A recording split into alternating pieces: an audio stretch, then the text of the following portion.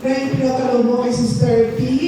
Lahat po ng kanyang mga blessing na natanggap, good health, and generosity, at ang kanyang taus-puso paglilingkod sa ating simbahan at sa kapwa at sa community. Salamat po sa napakasaya at naibigay namin ang mahalagang pagkakataon ito para maramdaman po namin ang pag-ibig, pagpapatawaran, pag-uunawaan.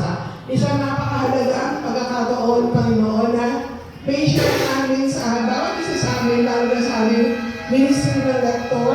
Salamat po sa pag-ibig sa ating Sister Janice at syempre sa pamamagitan ng gabay ng ating muna paroko sa Father Jerry. So maraming salamat, Panginoon, sa gabay ng ating mahal na ina, ang ating patrona, ang mahal na Birhen ng Fatima. Tayo lahat po ay lubos na sisiyahan sa buhay na ipinagkaloob niya sa atin. Sa pagdalangin namin at pasalamat sa ngalan ng ating Panginoon sa Kristo. Amen. At maraming salamat po sa mga bago nating lector na very talented. Iba't ibang klaseng talento na ipinagkaloob sa atin ng Panginoon. Na bawat isa sa akin ay pinupunan ng kahinaan ng bawat isa. So maraming salamat po. God bless in advance. Merry Christmas and Happy New Year to everyone. The name of the Father, and the Son, and the Holy Spirit. Amen. Amen. Thank you.